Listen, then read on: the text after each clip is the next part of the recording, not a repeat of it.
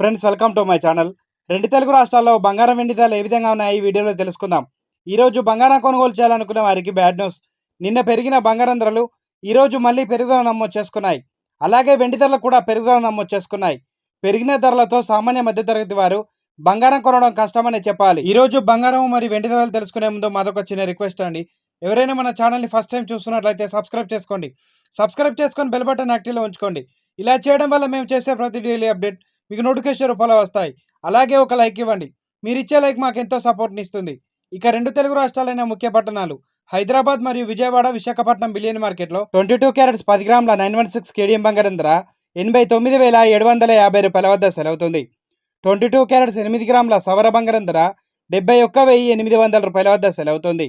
1 gram బంగారం ధర 8,975 రూపాయల వద్ద సెలవుతుంది. 24 క్యారెట్స్ 10 గ్రాముల స్వచ్ఛమైన మీలింగ్ బంగారం ధర 97,910 రూపాయల వద్ద సెలవుతుంది. 24 క్యారెట్స్ 8 గ్రాముల బంగారం ధర 78,330 రూపాయల వద్ద సెలవుతుంది. కేజీ వెండి ధర 1,12,000 రూపాయల వద్ద సెలవుతుంది.